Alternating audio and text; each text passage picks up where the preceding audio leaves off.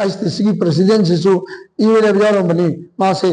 लमचा सजर फतबे तदो की बिनमा तोफों गंग ऑब्जेक्टी Moreh the hill tribal council की प्रेसिडेंट माना ओशन लगा ले रहे ऑब्जेक्ट मोरे द काउंसिल सेम सिंगी हिल ट्राइबल काउंसिल की हाउकी नतब मी मतन ओइबे जाती उतु बरो तो वाको बरसु हाउकी बमबु पुथोदी तक प्रेसिडेंट ओहेली सिगी चने बिसिनी अखोइना मोरे द स्टेट बैंक से लेरिबा मफम दो दगी होंदोक पिदनबा आया निंगथौ होंगजम पुलिंद्र सिंह एडवाइजर मैत्री काउंसिल मोरे आया नंगसी प्रेस कॉन्फ्रेंस तौजबगी मदमदी कुकी सिंगना मोरे द लेरिबा स्टेट बैंक सी मफम चादे मखोगी खुल्लमदो होंगजलसी आइना हायरकपसिदा आयाकना यालिंगदब फोंदोकपगी प्रोग्राम ने आइना हौजिक तौजिबसै मोरेदा स्टेट बैंक लिंबसी मतमदुगी हिल ट्राइबल काउंसिल की प्रेसिडेंट जमांग हाउकिफ अमसुंग तमिल संगम की प्रेसिडेंट बी शेखर नेपाली की अमसुंग मणिपुरी मुस्लिम काउंसिल की मैत्री काउंसिल की लीडर पुनमकना खनरबा मतुंगदा नॉर्थ ईस्टर्न की पूरीबा स्टेट बैंक की रीजनल मैनेजर ने रिजर्व बैंक ऑफ इंडिया की अथॉरिटी मैम लागा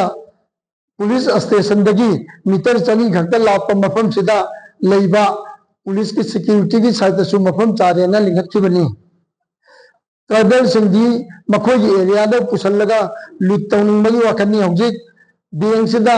मैतै की पुलिस मैम लेबसिदा ट्राइबल सिंह हारिसी अखोई इमा इबेन सिंह लैसाबी मौ सिंह पैसा जमा तौबदा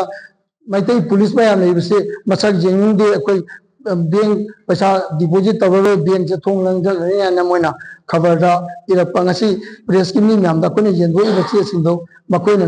नोटिस तौब बॉयको तौबी चे मैम दने अदुगा 19 मोइगी कुकी की चनेबीसी 1997 दसु मतमदुगी UBI की बैंक सिदा चलरोदब चेक मनाम लाख तरुक की पोरगा नोंग मरु लेदोनी हौजुमक पैसा पीवना तौदना बैंक थोंग काव खोप तौबदा अया मतमदुगी जनरल सेक्रेटरी मैत्री काउंसिल होय अइना बैंक सोलोंजलमगा मैनेजर का डिप्यूटी मैनेजर का पुरई मतमदुगी मैनेजर सिदी मैनोलेरतगी मंगी हबदना होय डिप्यूटी मैनेजर ना कोई वंगल खुनौ इंफाल ईस्ट की इरोंबम बसंत ताइबदना ओय मखोयनि से अइना जुमदा पोरागा आर्मी की मतेंग लगा नोंगानबगी अयु पुंग मंगा मखाय थारगा निपान मखादि इंफाल पोरई अदुगा था मखाय म बैंक से अयाना सोलोंजलगा पुंग लापदा मतमदुगी हिल ट्राइबल काउंसिल की 1997 दी हिल ट्राइबल काउंसिल लेबलमदे मतमदुदी MTC ना मोरे ट्राइबल काउंसिल ने लेरमी मतमदुदी दिगांगते ने प्रेसिडेंट ओय हौजिक मैतै लेतबसिदा कम्युनिटी मैम से लोइना मपांगन सोंददना मोइना पुनिंग ममाइगैदा पुनबा होनरपगी इरांसी मैतै काउंसिल मोरे की साइट की यानिंगदबदु फोंदोकपनी हौजिक मैतैना भरा चारे मासी इनकम लेग्रे मैतै की समिलोन से मुथत के आइबगी वकलोन सुखलपा बैंक हौजिक संदोइसी स्क्वायर फिट लुपा कुनिथोइदा संदोचबनी तांग मरी था 2013 दा मफम चाय मफम से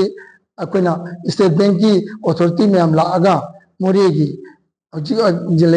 स्टेट बैंक से लिंगत्खिबनी मफम से हौजिक ट्राइबल सिंगना मैतै लेत्रबनिना मोइना पुनिंग ममाइगे पुनबा इरांग सागलागा तौब थबकनी हौजिक इरांग संगपदयारिबा ICC की प्रेसिडेंट से इवेले बजारो बनी मासे लमचा सजर फतबे तदोकी बिनमा तौफों गंग हौजिकती Moreh the hill tribal council की प्रेसिडेंट माना ओशन लगा ले रहे ऑब्जेक्ट मोरे द काउंसिल सेम सिंगी हिल ट्राइबल काउंसिल की हाउकी नतब मी मतन ओइबे जाती उतु बरो तो वाको बरसु हाउकी बमबु पुथोदी तक प्रेसिडेंट ओहेली सिगी चने बिसिनी अखोइना मोरे द स्टेट बैंक से लेरिबा मफम दो दगी होंदोक पिदनबा अखोगी प्रेस टीम एरिया की थोंदा हाजरी